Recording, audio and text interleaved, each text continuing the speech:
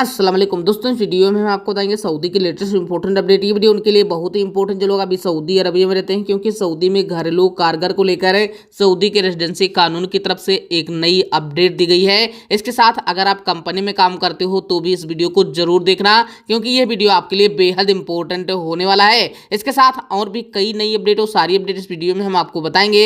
आप जरूर इस वीडियो को पूरा देखें ताकि आपको पूरी जानकारी मिल जाए। दोस्तों, वीडियो में आगे बढ़ने से पहले ही हम आपको सबसे पहले जो कानून है सऊदी में घर में काम करने वालों के लिए उसके बारे में बताते हैं। तो रेजिडेंसी कानून के तहत सऊदी अरब में अगर आप अजनबी एक्सपर्ट हो, सऊदी अरब में रहते हो, तो वहां पर आपको एक वैध निवास रखना बेहद जरूरी है। जितने भी विदेशी हैं, जितने भी एक्सपर्ट हैं, उनके लिए दो तरह का जो इकामा है वो बनाया जाता है। मतलब दो तरह का वीजा होता है, जिसमें रोजगार और कारगरों के परिवार का रेजिडेंसी शामिल है, मतलब जो काम करने वाले हैं और उनके परिवार का। तो यहाँ पर दो तरह के जो वीजा है और जो इकामा है वो जारी किए जाते हैं। मतलब ये है कि अगर आप सऊदी अरब में जाते हो सोन वीजा पर, तो वहां पर आप जो है फैमिली रख सकते हो और उसके तहत एक तरह से जो फैमिली वीजा है वो आते हैं। लेकिन आप अगर वहां पर काम करने के लिए जाते हो, मतलब यहाँ पर आप खुद, तो यहाँ पर दो तरह के इकामा जो विदेशी हैं, जो भी एक्सपर्ट हैं, उनके लिए बनाए जाते हैं सऊदी गवर्नमेंट की तरफ से।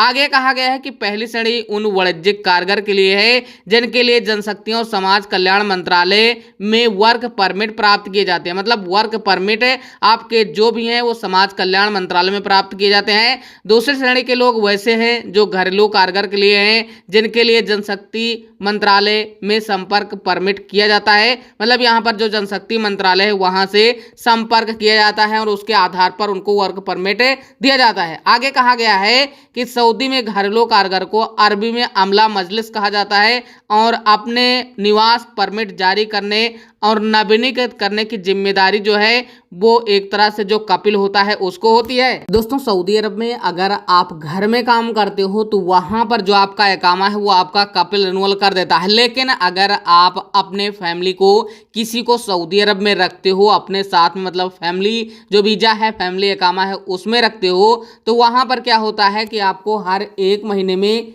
400 रियाल का भुगतान देना होता है। उसके बाद ही आप सऊदी अरब में रह सकते हो।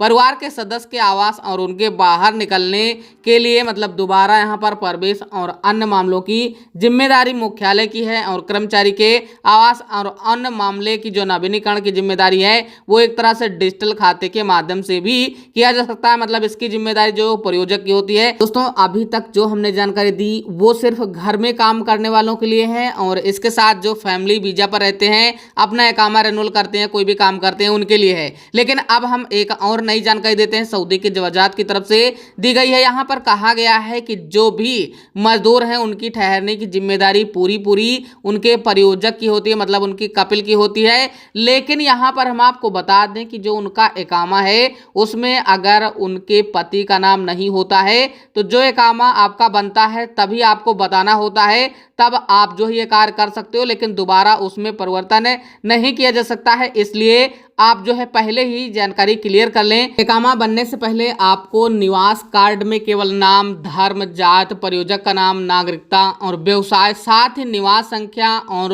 स्थान जहां निवास कार्ड जारी किया गया था, ये सारा आपको देना होता है। और बुकलेट में मैरिज सर्टिफिकेट भी दर्ज किया जाता है। मतलब ये सारी चीजें आपके लिए जरूरी है। उसके बाद ही आप जो है नाम डलवा सकते हो। अब हम एक और इंपॉर्टेंट आपके लिए जानकारी बताते हैं। अगर कोई भी सऊदी अरब में महिला है वो अपना सफर करना चाहती है, तो ऐसे में सऊदी गवर्नमेंट की तरफ से, सऊदी के वजारत की तरफ से कहा गया है कि वो बिना किसी के अनुमति के अपना सफर कर सकती है। लेकिन उसका पासपोर्ट 3 से 6 महीने का वैलिड होना चाहिए, बस यही जरूरी है। बाकी उसको कोई भी चीजों की जरूरत नहीं। किस साल होना चाहिए, तो ये जो चीजें जरूरी है, बाकी वो अपना सफर आसानी से कर सकती है।